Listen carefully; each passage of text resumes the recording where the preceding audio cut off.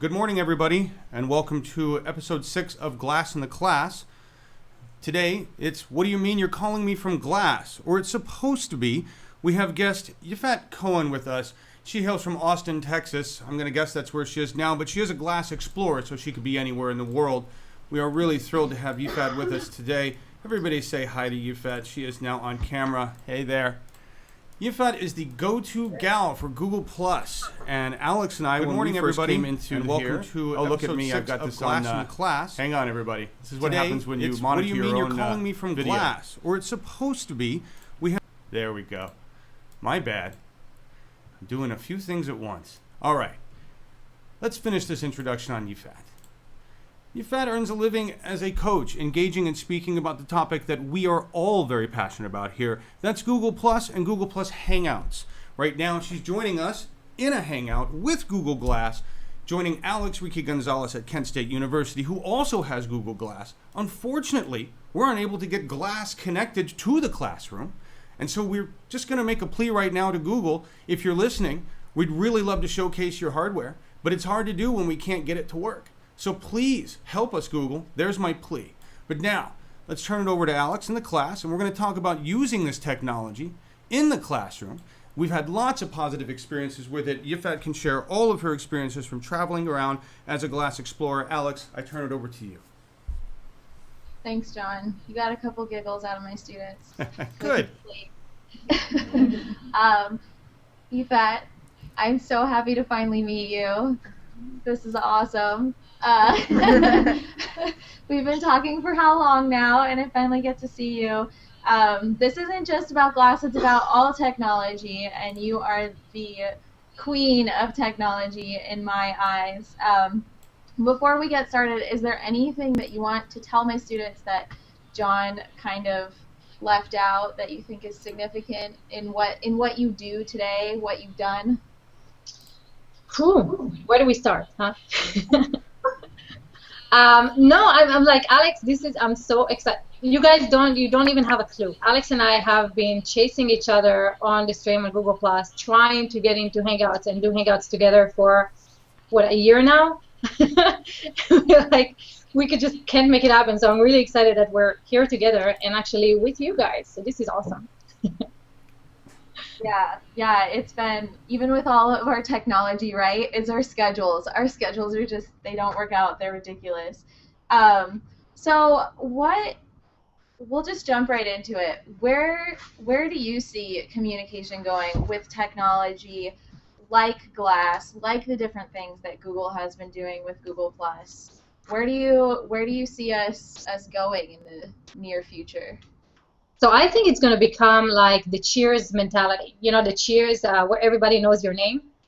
And so we're going to move from big corporations that treat us like the bottom line into personal one-on-one relationships.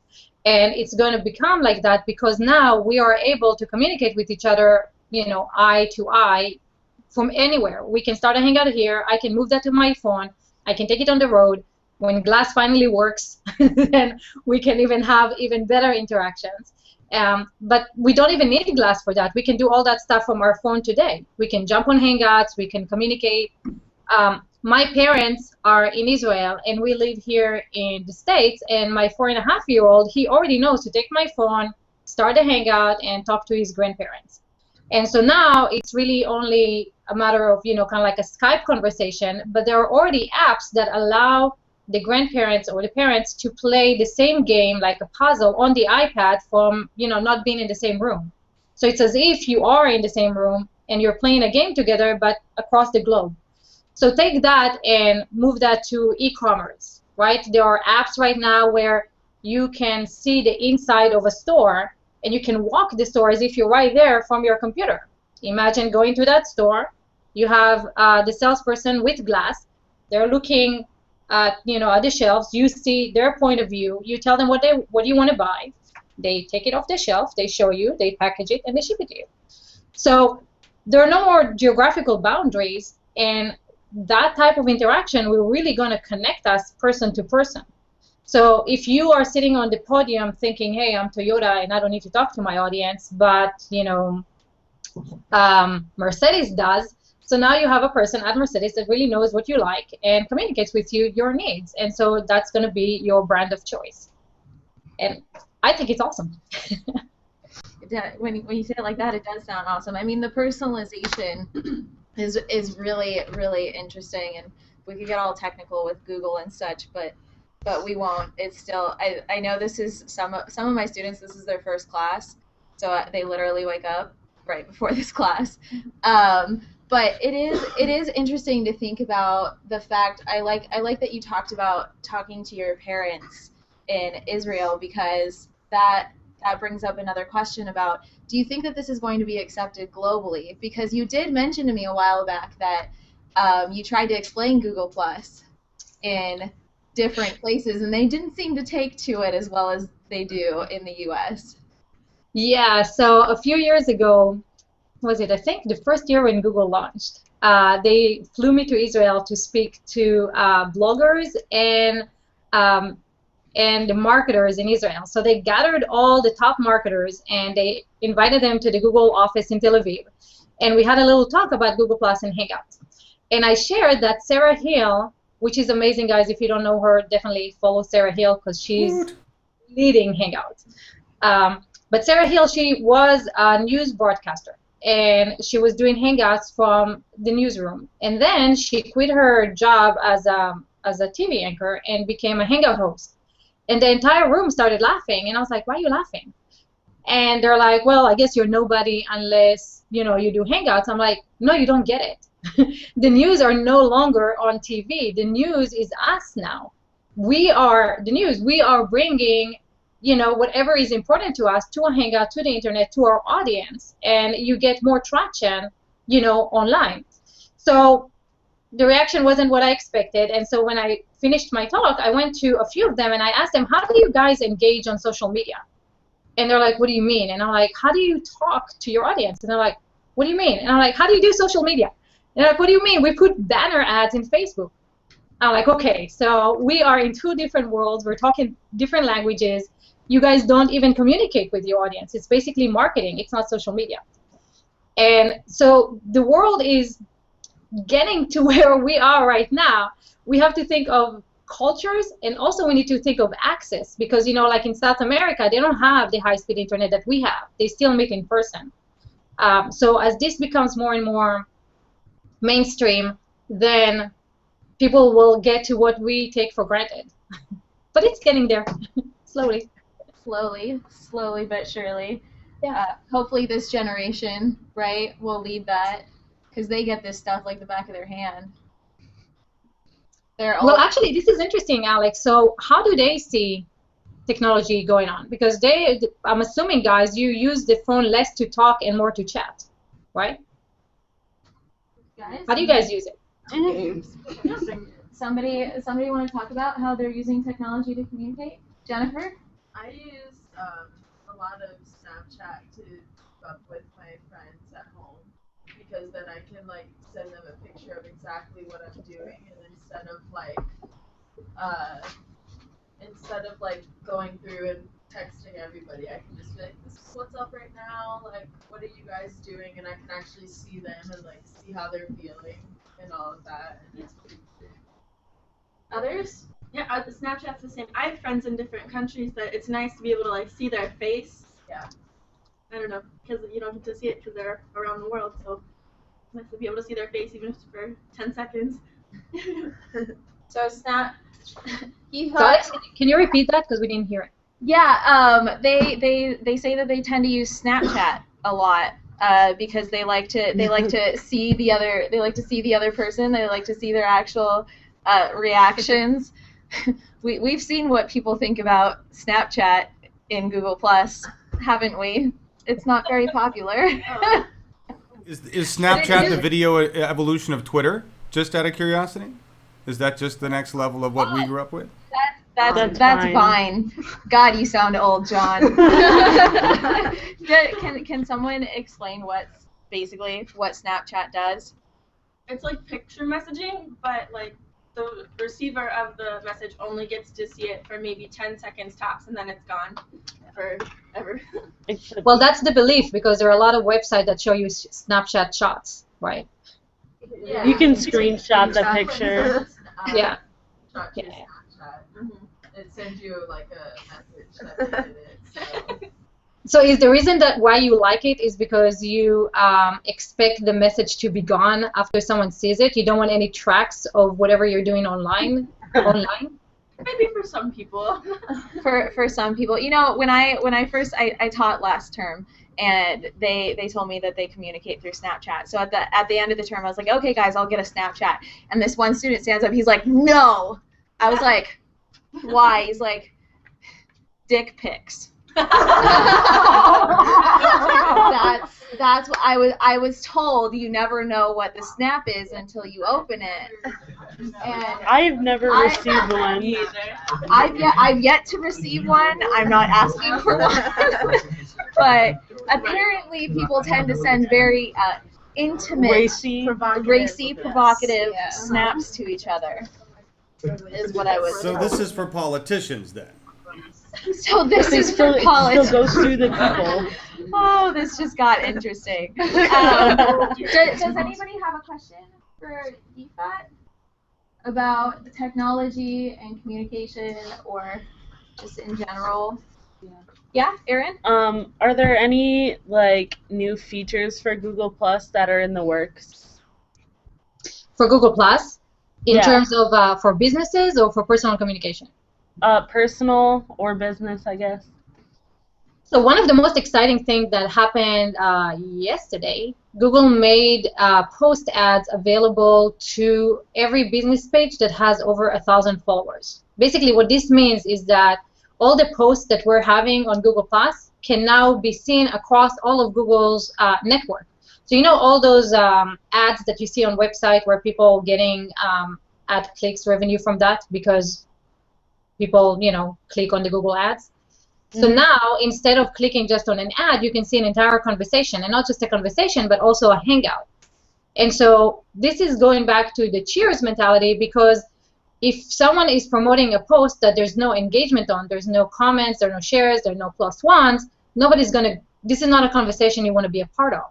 But if you have a conversation, if there is a post where there are comments and engagement and shares and people having a great discussion, then you want to participate in that. So it's kind of like, you know, bringing you into a conversation that happens on a topic you're interested in because it showed up after you put a comment in search. You search for something, conversation pops up.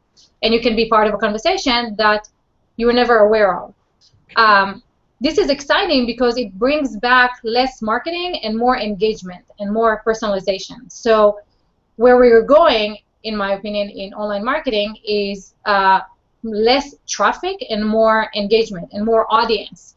If you guys want to start having a business online, a blog or anything like that, just sending traffic that doesn't do anything to you, like let's say, hey, I got 20,000 hits a day, yeah, but they're not talking, they're not sharing, they're not communicating, this will now be visible across the board. So it brings you back again into the relationship building, into the human media that Sarah calls it, into the, you know, interaction. And what's beautiful about that, in my opinion, is that it's not limited to just your close circle of like your classmates or your, you know, your city, your family. This is across the board worldwide. Everywhere people use Google, if they put a search term in Google search that you just talked about, your conversation can pop up. And now if you want to monetize underwater basket weaving, there are 10 people in the world that probably care about that. And you can have a conversation until, you know, the cows come home and be happy about that because that's what you care about. So it's more conversations, less, you know, black hat marketing kind of thing, which is awesome. I like it. I'm curious about this underwater basket weaving. Sounds, I mean, that's talent, in my opinion. Right. I'm sad only 10 people, really. But what a beautiful explanation, though. What a beautiful explanation. Thank you. Other questions for Yifat? No? Because I have one. Go for it. So with this personalization, one of the things that, and I run into this a lot as a glass explorer, people are concerned about privacy. So I want to know how you think that this new way of communication, this new way of personalization is going to work with privacy concerns. With, I don't want everyone knowing everything about me. How do you see that going in the future? How do you think that they're dealing with that? Well, the truth is, if you don't want anyone to know about you, don't put it online. Or on your phone, or on Snapchat, or anywhere that someone can take a screenshot and put it up there. We're getting into a digital world where everything is tracked. If you think about this, even now, even without glass. So glass, for example, knows exactly where you are. If you lose glass, you can turn on your phone and you can see exactly where glass is. It's connected to you and your Google Plus account. But even if you don't have glass, you have GPS on your phone, right? Everyone has a smartphone. People have smartphones before they have computers. And each one of these smartphones has a GPS on it. So even if you're, trying to make this private, someone knows where you are. That someone might be the police, which will be a good case in case something happens to you, or someone who's trying to track you. So what I like about Google, though, is that they allow you to set up your privacy settings. So if I share a post just with Alex, John and you guys cannot see it, even if you have the direct URL to that, because it's only between Alex and I. But Google knows it, right? So if you don't want Google to know, or Facebook to know, or the NSA to know, don't put it online. Otherwise, within the restrictions, I think Google is the most the safest network, because you can really delete all your stuff from Google, where you can't in other networks. I mean, I would challenge you guys to close your Facebook account. It's really, really difficult. They don't make it easy. But with Google, you can do that. You can delete everything. And actually, this is a great test for you guys. If someone blocks you, let's say I blocked Alex, and Alex and I are commenting on the same post, I will not see her comments. Or if she blocked me, I will not see her comments, because she doesn't allow me into her world. The only way I can see that is if her comments are public, and then I'm not logged in as myself, and I can see her comments. But within Alex and I, we won't be able to see each other communication, and even on a public post. So there are, things in place that Google does to help you kind of keep your privacy. But the truth is, nothing's private. Sorry. So really what it sounds like is that what is most important when it comes to privacy concerns is some sort of technology literacy, knowing about the different ways that you can set your settings so that people can't find you, so that certain information doesn't get to certain people. I mean, that really sounds like. But you know what, Alex? I mean, hackers hacked into Target's payment system and took money out of that. I mean, the only way for you not to have something available to anyone in the world is not put it on the web. But if you think about it, everything is on the web. Your checks, you get digital images of your checks so people know where you pay. If you're using PayPal or Google Wallet, then PayPal or Google have tracks of where you spent your money. If you're sharing your location, then anyone you shared your location with have access to that, even if it's just the app, and apps can be broken into. So literacy is important in terms of knowing what to share and what not to share. And we just need to get used to the fact that everything is available online. And just be a good person and don't do stuff that you don't want the world to know. Maybe that's the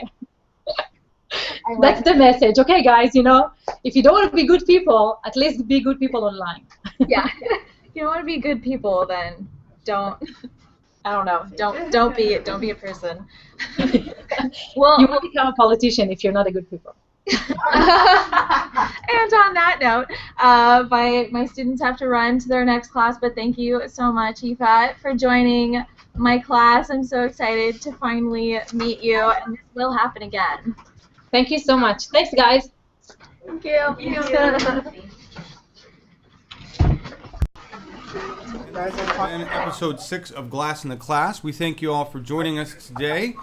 I think Yifat Cohen and Alex Ricky Gonzalez discussing glass and technology and how it comes together in the classroom, or as today didn't. Again, we reach out to Google and ask you to please contact us.